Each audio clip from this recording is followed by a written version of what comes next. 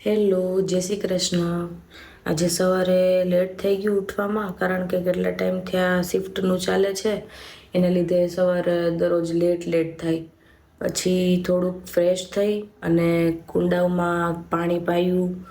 એ બધું કર્યા પછી આજે સંજયને પણ જવામાં લેટ થઈ ગયું, કારણ કે એ પણ ઓફિસથી આવીને રાત્રે કામ કરાવે, પછી સવારે જાય ત્યાં એને પણ લેટ થઈ ગયું. એટલે નાસ્તો રહી ગયો એના માટે.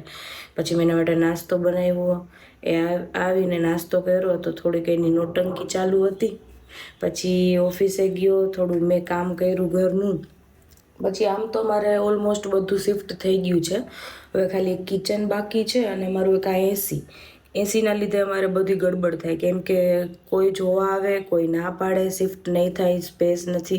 આમ તો મારે સામેના ઘરમાં જ શિફ્ટ કરવાનું છે, પણ જોઈએ કાલે ભાઈ આવશે, હવે શું કે છે. પછી અમે આવી ગયા માર્કેટમાં શાક લેવા. બધાની જેમ એક જ પ્રોબ્લેમ થાય કે આજે સાંજે જમવામાં શું બનાવવું, ટેસ્ટી પણ હોય અને સારું હેલ્ધી પણ હોય, કારણ કે થોડાક દિવસ ત્યાં શિફ્ટિંગના લીધે બહારનું ખવાઈ જાય. એટલે આજે તો વિચાર્યું કે હેલ્ધી જ બનાવીએ. પછી નક્કી કર્યું કે ફ્રાઈડ રાઈસ બનાવીએ અને થોડું શાક પણ એક્સ્ટ્રા લીધું, કેમ કે 3-4 દિવસ એ પણ ચાલે. અડધો કંટાળો તો ગરમીના લીધે આવે ભાઈ, આખા નીતરવા માંડીએ. અને અમદાવાદમાં એમાં એવી ગરમી એવી પડે છે, પણ શું કરે, રસોઈ તો બનાવવી જ પડે ને.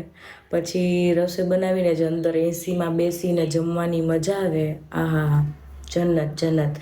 અને પાપડ તો જોડે જોઈએ જ. પેલી ચમચી ખાધીને મજા જ આવી ગઈ. લાસ્ટમાં સ્વીટ તો જો એટલે ડાર્ક ચોકલેટ ખાધી. ચલો મળીએ, બાય.